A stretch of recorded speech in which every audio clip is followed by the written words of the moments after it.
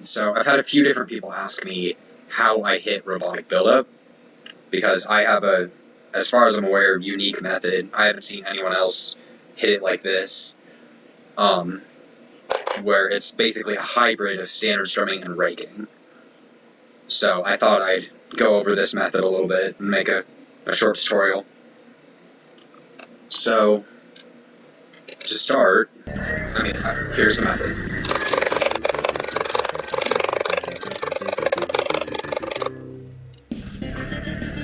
That's what it looks like at full speed. Now we can break it down. So, the first thing you want to do to learn this section is just practice the fretting a ton. Because you can't see this section unless you know how to fret it. Much better to be making mistakes with the strumming and have the fretting down than get the strumming but keep messing up the fretting.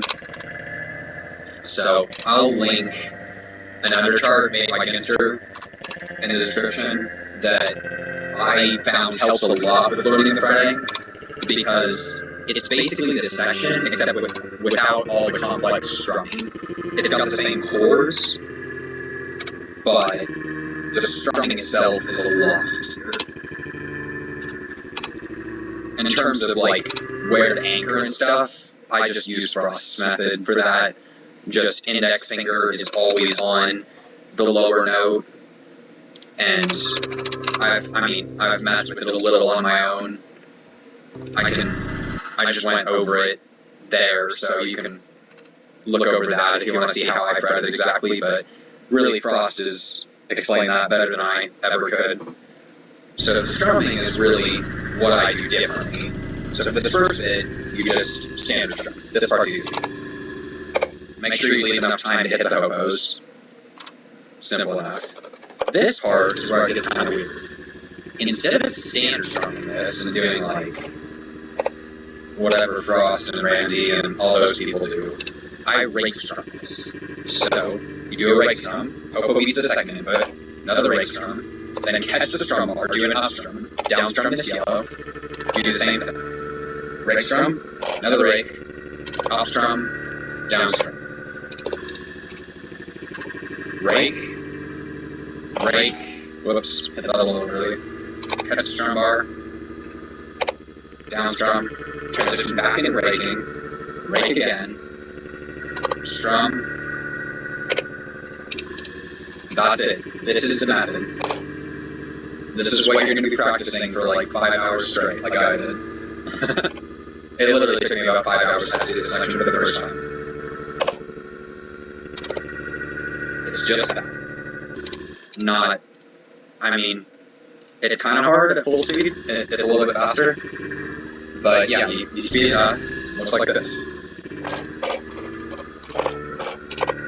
You're just catching the strum bar after that second rake. And you have to start this, as far as I'm aware, it's almost impossible to do this if you start by down strumming the first strum. Like, if you do this,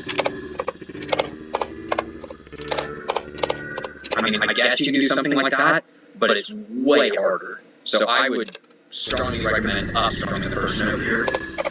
Makes the transitions into raking a lot easier. So that's basically what it looks like.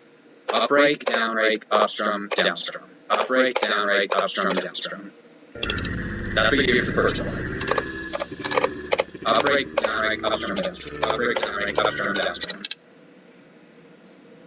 Simple enough. And then you've just got this part, which is just got enough fretting. Second blob is basically the same as the first. It's just a little bit faster. Did I not? Okay, there we go. Up, break, down, break, up, strum, down, strum. Up, break, down, break, up, strum, down, strum. Break, break, strum, strum. Break, break, strum, strum. Simple enough. And then you've got this blue note, which is kind of awkward. And then this part, which is really, this is where it gets a little different. The first and second ones, the blobs are basically hit the same, but the third one is a little weird. Since it's faster, Clone Hero lets hopos absorb more inputs when it's faster, when it's just more notes per second. Not really sure why, but it works. So this cycle, it's kind of fast to the up, down, rake, down, rake thing for this third cycle. So I actually just rake through it, and it almost never overstrums. It works pretty well for me. And then the other weird thing is you've got this part, which is pretty basic, and then this note, I don't entirely know why, but this is the hardest part of the section for me. This red, yellow, blue chord, the red note, and then transition into the green, blue, orange chord. Really, I'm not sure why, but it's really hard. So to make it a little easier, I rake strum this chord, and just keep raking through this entire part, and then grab the strum bar there on that second red chord. So, maybe back this up a little. You've got this, just standard strumming, transition into raking on that chord, and then keep raking all the way through this section, and then catch it on the final, you can either catch it on the second to last or the third to last cycle. Second to last, I sometimes find easier because it helps you keep your rhythm, but it also makes it more likely that you overstrum. So it's whichever you prefer. I've done both methods. I don't know. I can't say one is definitely better than the other. It's personal preference. So yeah, standard strumming, and then rake on this chord. It won't overstrum at full speed, I promise. This is only because we're at 10% that it's overstrumming, and then catch the strum more. So we speed that up a little. Looks like this.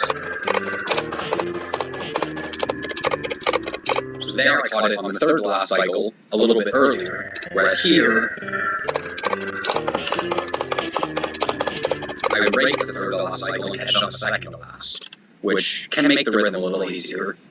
But if you can catch it on the third consistently, I would do that because it's less likely to overstrum. So then just speed this up. And yeah, see how it's not really overstrumming anymore at that point? Okay, I can't do it with just this part. So if we do the full section at like 50 or something, up strum, down strum, that raking method. Oh shoot, I screwed that up.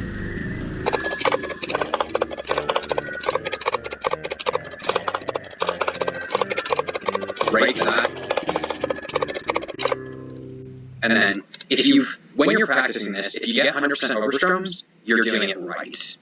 Because this will rarely, like the hopos won't absorb the same number of strums because of that note per second thing I talked about earlier. So it'll overstrum a lot if you're working on this at lower speeds, but that's okay for now. It'll be good once you get to 100. So yeah, I mean, this is a hard section. I'm definitely not 100% consistent at it. At my best, I'm probably like 50. But if you can get to even be like 10% consistent at this section, that's enough to FC Epidox, which is basically what I did. So then, yeah, at full speed, you've got something like this.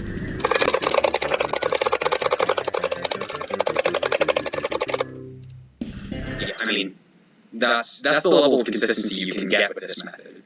I didn't edit that. That was first try. Robotic Buildup FC. So, it's possible. You can get consistent with this. Just do this. This.